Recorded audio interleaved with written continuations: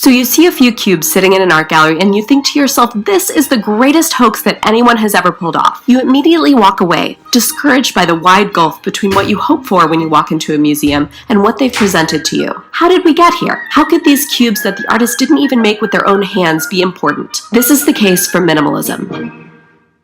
First off, we're not talking about minimalism as a general sensibility or the life-changing magic of tidying up. We're talking about the art of a particular moment in time, namely the 1960s, when all of a sudden there was a lot of geometric, abstract art. Some of it was painting by artists like Frank Stella and Ellsworth Kelly, but most of it was sculpture by artists like Donald Judd, Carl Andre, Dan Flavin, Anne Truitt, Robert Morris, Tony Smith, Ronald Bladen, and Sol LeWitt. Art critics called it ABC art, object art, primary structures, and cool art, but the term minimalism prevailed. These artists never called their art minimalist, by the way, nor did they like the term, or the implication that the work was so reductive that it was minimally art. But minimalism was a rejection of what came before, specifically abstract expressionism, which dominated the art market in the 1950s. These new artists wanted to remove expression completely, remove emotion, empty the work of idiosyncratic gesture, make it resistant to biographical reading. Their hard-edged, basic shapes and forms avoided illusion, metaphor, and overt symbolism. The forms were often repeated, one thing after another, in regular, non-hierarchical arrangements, rejecting compositional balancing, no artist hemming and hawing over the canvas here. The objects were impersonal, many of them machine-made, fabricated from new and industrial materials. Sometimes this entailed ready-made units, like Andre's bricks or Flavin's fluorescent tubes. They didn't want you to ooh and ah or admire the handling of paint. As LeWitt once said, it is best that the basic unit be deliberately uninteresting. Robert Morris wrote that he could hear a resounding no at the time. No to transcendence and spiritual values, heroic scale, anguished decisions, historicizing narrative, valuable artifact, intelligent structure, interesting visual experience. But what they were saying yes to was a new and startling realness, abandoning the pedestal to dismantle the separation between you and the art. Judd claimed these works are neither painting nor sculpture, but instead specific objects occupying real space. These objects aren't pointing to anything or referencing anything. Andre called his work a kind of plastic poetry, in which elements are combined to produce space. So there is no illusion of space, it just is space. Minimalism had its haters from the start. In 1967, art critic Michael Fried attacked the work for being theatrical. For him, it was an object in a room that had presence before a viewer, but it did not have what good art has, which is presentness, or an instant of aesthetic experience which occurs in no real space or time at all. But Fried really just ended up affirming exactly what the artists were trying to do, proving how radical it really was. Despite its detractors, minimalism became all the rage. This geometric, unadorned style flowed throughout the worlds of fashion, theater, and design. In short, it was cool. And then because these artists were never trying to be minimalist to begin with, they moved on to other things, and other kinds of art had its day. But minimalism changed things. For centuries, art had been trying to trick you, convince you that the hunk of rock was something other than a hunk of rock. But not this. You feel like there's gotta be some secret to it, but there isn't. There's nothing to interpret. This is what it is. It wasn't supposed to look like art of the past, and it wasn't supposed to function like it either. With minimalism, meaning doesn't rest inside the object, waiting to be unlocked. The meaning is in the context and exists in your interaction with it. But minimalism is a resistant lever. It's just not that into you. It encourages observation but doesn't draw you in. And it was never trying to. Remember, these objects were supposed to be emptied of pretension, of mastery, of the usual seduction between art and viewer, and of the grand, glorious traditions that preceded them. But the fetishization and commodification of minimalist art has complicated and polluted these ideas. What's less real than million-dollar plywood boxes? And yet, for me at least, minimalist art can still impart a strong feeling. A feeling for space, light, for presence and absence. You're aware of your own body in the gallery as you've never been before. You notice that your position in the room shapes your perception of the thing. You appreciate the architecture and the spareness. And in a world filled with complexity and information and lots of stuff, this is a balm. This is a world more simplified than the actual world is. And that I can appreciate.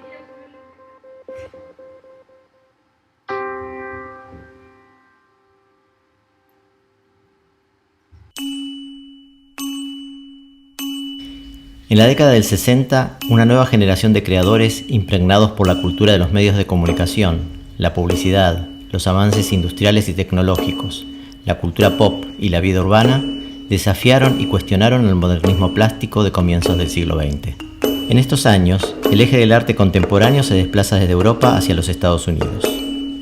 El expresionismo abstracto de Jackson Pollock, Willem de Kooning, Robert Motherwell o Franz Klein, es apoyado por nuevos galeristas y mecenas que reclaman el liderazgo artístico de los Estados Unidos a nivel mundial.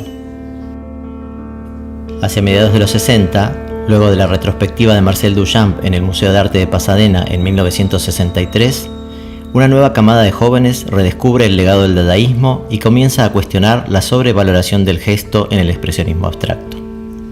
Se vuelcan entonces hacia un arte analítico que relativiza la factura artesanal y pone el acento en las ideas y las reflexiones que la obra puede provocar.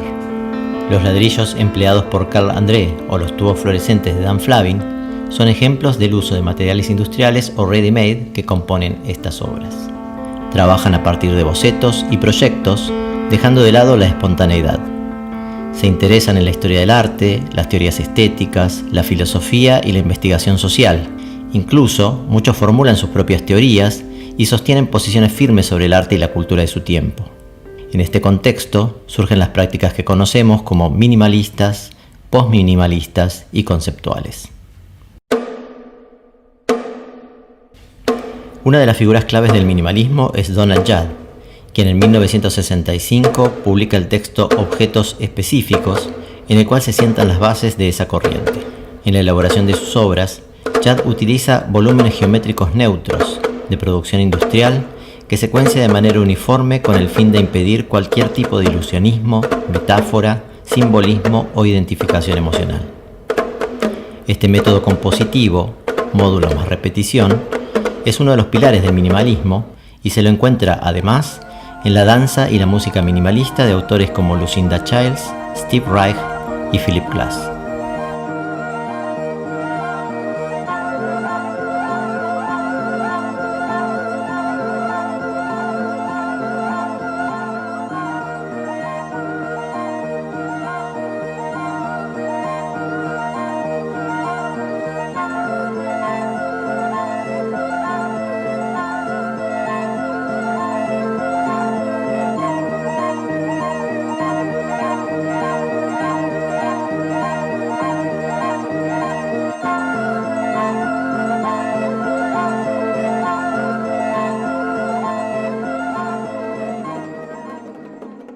Las dimensiones y disposición de las obras en el espacio que ocupan y la interacción con los espectadores que las recorren colocan al minimalismo al medio camino entre la escultura y la arquitectura.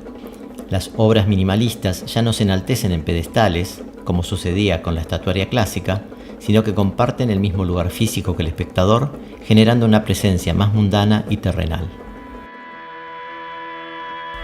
Por su uso de materiales industriales, los elementos modulares y la repetición, Dan Flavin es considerado un integrante de la corriente minimalista. Sin embargo, sus trabajos poseen algunas particularidades que lo alejan de ella, o por lo menos de su versión más ortodoxa. El empleo de la luz, la energía y el color induce una respuesta sensorial, aunque el artista niega toda connotación simbólica. Es lo que es y nada más, asegura. Todo está expuesto de manera clara y abierta. No hay una espiritualidad con la cual se suponga que hay que conectarse. Las lámparas aparecen por primera vez adosadas a pinturas monocromas. Flavin llama íconos a estas obras sobre las cuales comenta: mis íconos difieren de un Cristo bizantino sostenido en majestad. Son anónimos y sin gloria. Sus obras posteriores están realizadas exclusivamente con tubos fluorescentes y pueden dividirse en dos grandes grupos: obras individuales, en las cuales se presenta un arreglo autocontenido de líneas lumínicas con una identidad propia, y obras situacionales que adquieren la forma de una instalación site-specific vinculada íntimamente con el espacio expositivo, con su escala y dimensión. La obra de Fred Sandback comparte con la de Dan Flavin el íntimo vínculo con el espacio expositivo, la inmanencia y la inmaterialidad. Como Flavin, también, Sandback no se siente a gusto con que su obra se califique de minimal. Sus primeros trabajos con hilos dibujan contornos de objetos ausentes, pero luego prescinden de cualquier referencia objetual, haciendo desaparecer la relación entre un adentro y un afuera. El artista las considera situaciones concretas que no remiten a nada más allá de sí mismas. La escultura clásica requiere ser rodeada para revelar todos sus detalles. En cambio, En las obras de Sandbach, todo es evidente de inmediato, se ajustan a los movimientos y la experiencia cotidiana del espectador. De ahí que el artista considere que sus obras habitan un espacio peatonal en el que los movimientos del público cumplen un rol esencial. El trabajo de Sandbach parte de bocetos que cualquiera puede realizar. Él solo se considera su mejor intérprete. También toma la forma de dibujos y grabados en los cuales se plantean ideas plásticas. A estos los llama trabajos de estudio, piezas en las cuales sus proyecciones espaciales adquieren una materialidad acorde a la cotidianidad del taller. La obra de Sol LeWitt parte de formas geométricas simples, organizadas de manera repetitiva y realizadas industrialmente. Well, that was because I wanted to reject minimalism and I wanted to do something that was involved, what I thought would better be described as conceptual. Sus primeros trabajos en esta línea recurren a la noción de estructura como síntesis y superación de la pintura y la escultura. Adoptan el cubo como módulo y desarrollan un sistema formal que lo presenta como protagonista de un programa conceptual. En cuanto a la elección de esta figura, el artista hace hincapié en su carácter poco interesante. Comparado con cualquier otra forma tridimensional, asegura, el cubo carece de fuerza agresiva, no implica ningún movimiento y no es emotivo. No hay necesidad de inventar formas nuevas.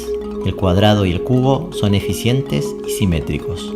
Una forma más compleja sería interesante en sí misma y obstruiría el significado del todo.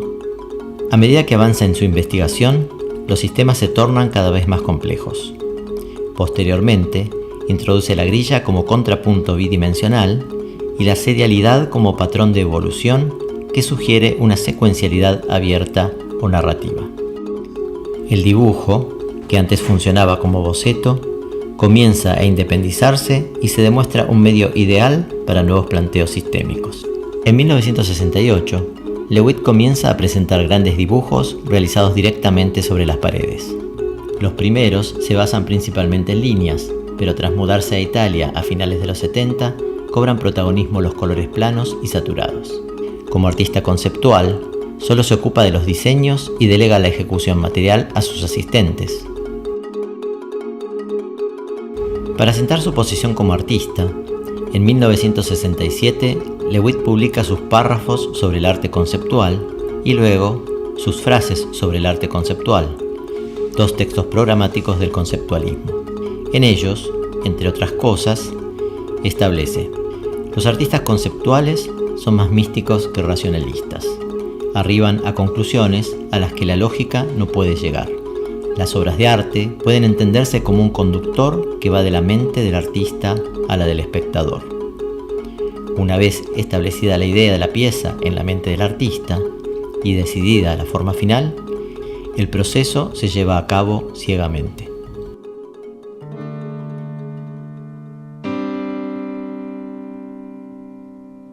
Una obra de neón de Bruce Nauman establece una interesante tensión con la primera declaración de Sol LeWitt. En ella se lee: el artista verdadero ayuda al mundo revelando verdades místicas.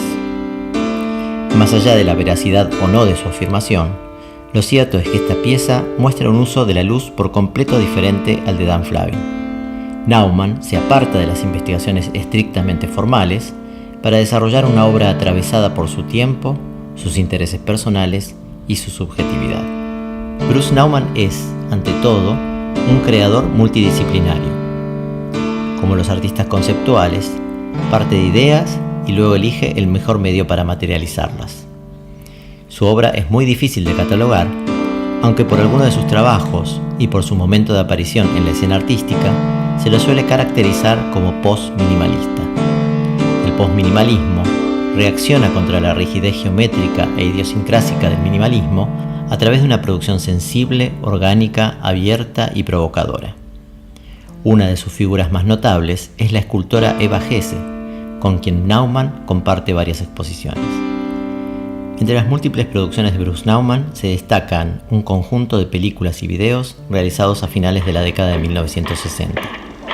Inspirado por el concepto de circularidad de Samuel Beckett, la psicología de la Gestalt y las particularidades perceptivas de la imagen audiovisual, Naumann filma un conjunto de películas en las que utiliza su cuerpo encerrado en el taller, realizando acciones repetitivas destinadas a reproducirse de manera indefinida. Como Naumann, Dan Graham es un artista multidisciplinario, aunque su trabajo se focaliza en algunas investigaciones específicas.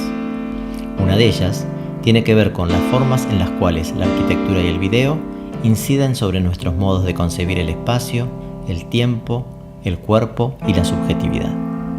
People characterize me as conceptual art, but I don't think I am conceptual art. I hate conceptual art. I don't believe in it. Why? Because it's bullshit. A finales de la década de 1960, comienza a construir ambientes y experiencias que incorporan monitores de video, espejos y vidrios transparentes y reflejantes, con el fin de crear situaciones complejas que ponen a prueba la percepción y el entendimiento de un performer o del espectador. En estos ámbitos, los espacios se superponen y los desfasajes temporales hacen estallar la cronología. Algunos años más tarde, inicia sus célebres pabellones. Aquí, mediante recursos algo más simples, que suelen incluir vidrios de diferente opacidad, se promueve una inusual experiencia perceptiva que integra los movimientos del público y los reflejos del entorno. En estos pabellones se materializa el deseo de muchos artistas de este periodo por realizar un arte cercano a la vida, integrado a sus espacios, sus experiencias y sus ritmos cotidianos. Un arte menos preocupado por las innovaciones plásticas, volcado hacia las ideas, interesado en el mundo contemporáneo y en su manifestación social.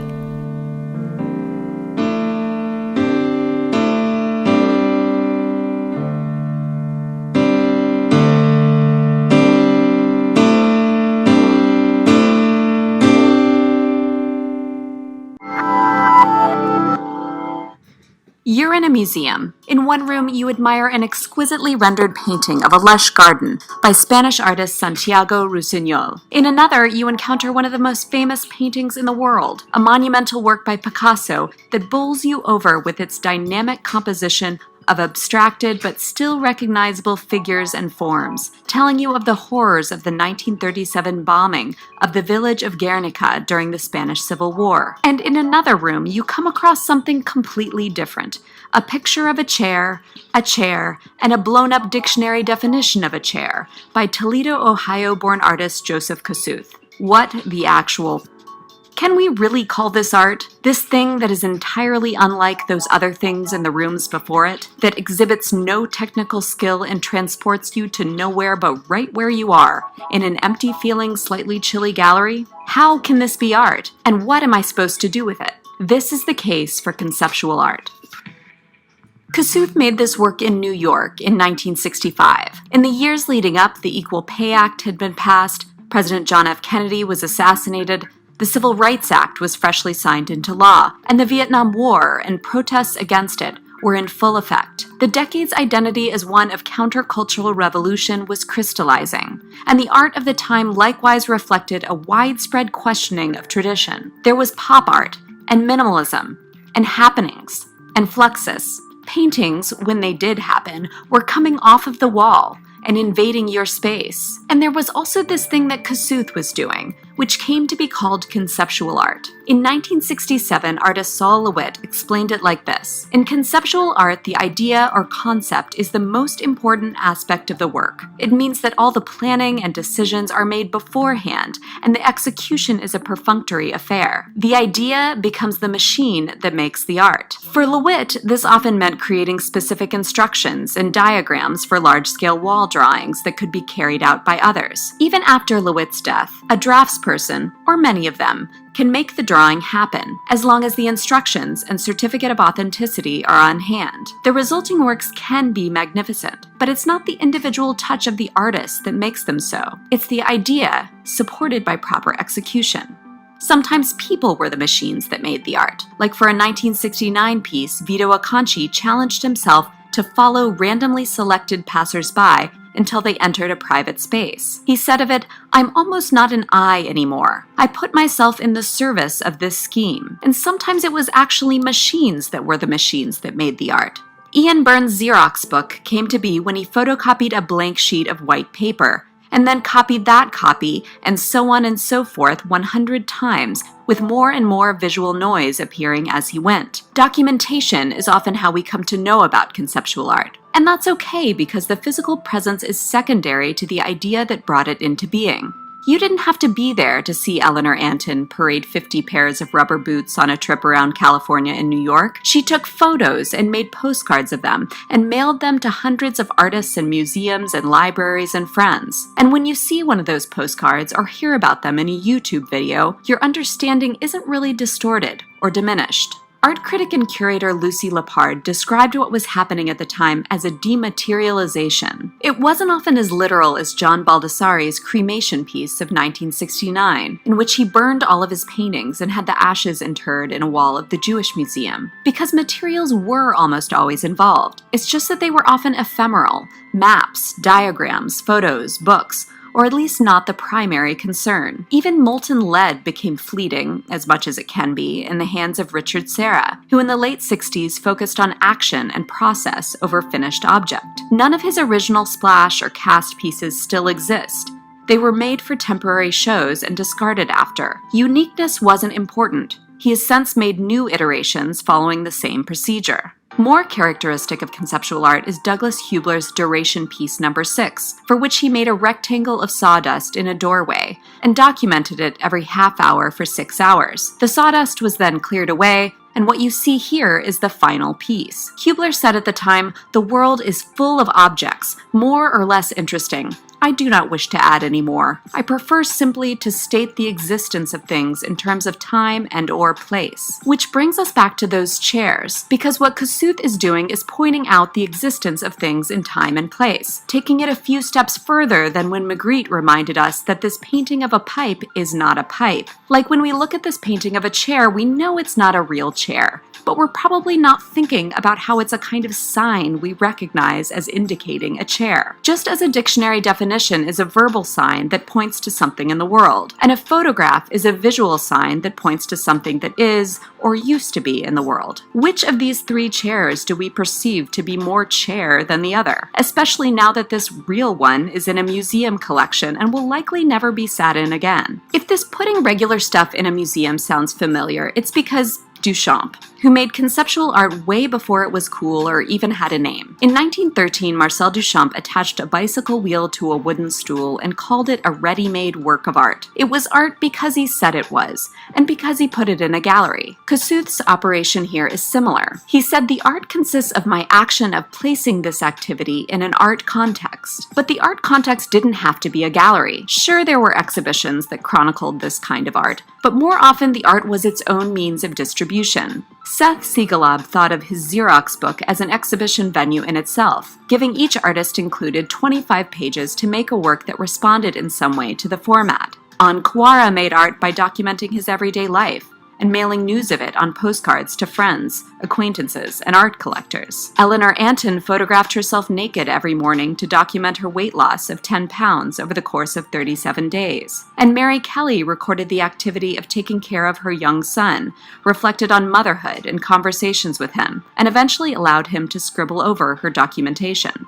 As Lepard wrote in 1973, much art now is transported by the artist, or in the artist himself. Conceptual art was a way of working around the power structures of the art world, which as it happens was rife with himselfs, and around market concerns. Lee Lozano began her general strike piece in 1969, declaring her withdrawal from the art world and documenting her final visits to gallery openings and museums. Conceptual art was out in the world, often blending with activism. The Art Workers Coalition organized in 1969 to agitate for artists' rights and against Vietnam, racism, and sexism. But for the most part, conceptual art was political not in its illustration of current events, but in its commitment to rethink the status quo. There was a worker mentality and pragmatism to much first-generation conceptual art, a deadpan recording and structuring of life, almost aggressively unartful, that replaced the careful consideration of composition and form and flourish normally associated with art and artists. Ed Ruscha's book 26 Gasoline Stations recorded exactly that, 26 gasoline stations. Berndt and Hille Becker took straightforward pictures of water towers. That's what they did, across years and continents. There was no trickery at play, no need for an interpreter. What's needed for this kind of art, more than interpretation, is a shift in perspective, an opening of a door that allows an idea by Douglas Hubler to be art, a piece of paper that reads, "The line above is rotating on its axis at a speed of 1 revolution each day," or a sign to be art, like this one by Louise Kamnitzer. You can sit with this for a few seconds. In 1969, artist and writer Victor Bergen contended it may now be said that an object becomes or fails to become a work of art in direct response to the inclination of the perceiver to assume an appreciative role. As Morse Peckham has put it, art is not a category of perceptual fields, but of role-playing. So it's up to you. Do you want to play your role and call this art? If you do, congratulations! In some cases, you might now own it. Lawrence Weiner's 2 minutes of spray paint directly upon the floor from a standard aerosol spray can is exactly what it sounds like. And according to the artist the year after it was made, they don't have to buy it to have it. They can have it just by knowing it.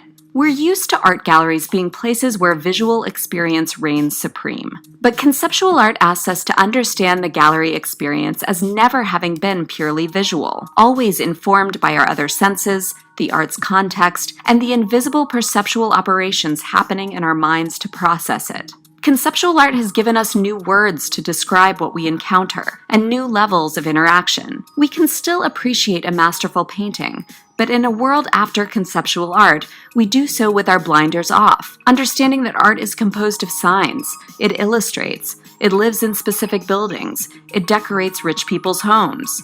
Once conceptual art's lessons have been internalized, we see that this is not a garden. This is not what happened at Guernica. Conceptual art still lives and blends with many other ways of making, but it's a slippery art, one that avoids living in just one spot, one that resists ownership and being turned into just another luxury good. Despite its utopian aims, conceptual art was and is still gobbled up by institutions and put on the auction block. But when it's good, it lives far outside of our art stores and places of art worship. And in this way, these ephemeral works are strangely more permanent for their never having much physicality to begin with. Marble crumbles, paintings fade, but ideas can last forever. Hey guys, PBS Digital Studios is conducting its annual audience survey. Over 35,000 of you responded last year and helped PBS make important decisions about what kind of shows to make and experiments to try. It helps us understand who you are and what you like and don't like. If